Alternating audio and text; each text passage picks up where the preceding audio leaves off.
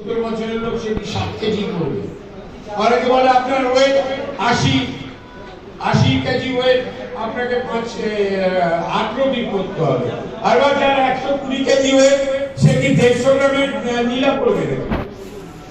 যার 120 KG wait সে কি 150 গ্রামের নীলা পড়বে? ইজ ডিপেন্ড অন ডিগ্রি, ডিগ্রিটাকে ধরার চেষ্টা করবেন। ভাত ফুড করবেন, ভাত ফুডে গ্রহের অরিজিনাল জায়গাটায় পৌঁছবে। আপনি বলছেন হয়তো বুধাদিত্য যোগ আছে, তারপরে রাহু অবস্থান করেছে। আপনি ঘোরতাউদের বুধাদিত্য যোগ মিথুনের ঘরে, আপনি তো লাফিয়ে বলে দিলেন আইএস হবে। আপনার মুখে যেতে এলো সেটা বলে দিলেন, আপনি শরীর কোথায় সব দেখলেন না ইঞ্জিনিয়ার হবে কিনা, বাট পড়াশোনা ভালো হবে। দেখা গেল ছেলেটা মাধ্যমিকের পর খালি ধাপাস হচ্ছে।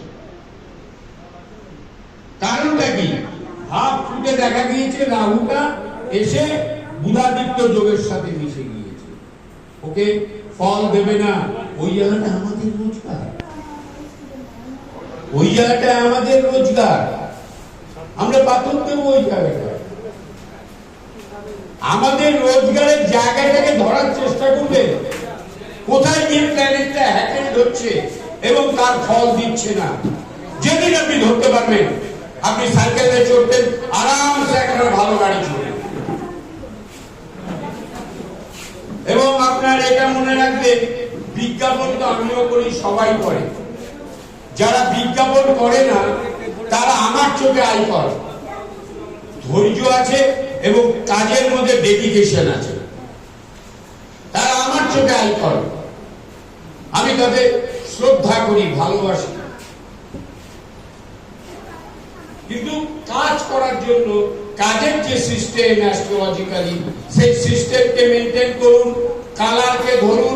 দেখবেন আপনি আপনার জীবনে অ্যাস্ট্রোলজি আপনার থেকে দূরে যাবে না।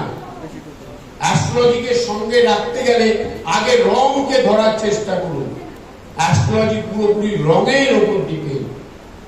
এই যে শনি, 10th হাউসে শনি, আপনি বললেন ভালো পাঁচলো দিয়ে একটা ভালো নীলা পড়ে গেল, কিন্তু ওর রয়েছে মঙ্গলের নক্ষত্রে, মকরের ঘরে ধনিষ্ঠায় রয়েছে।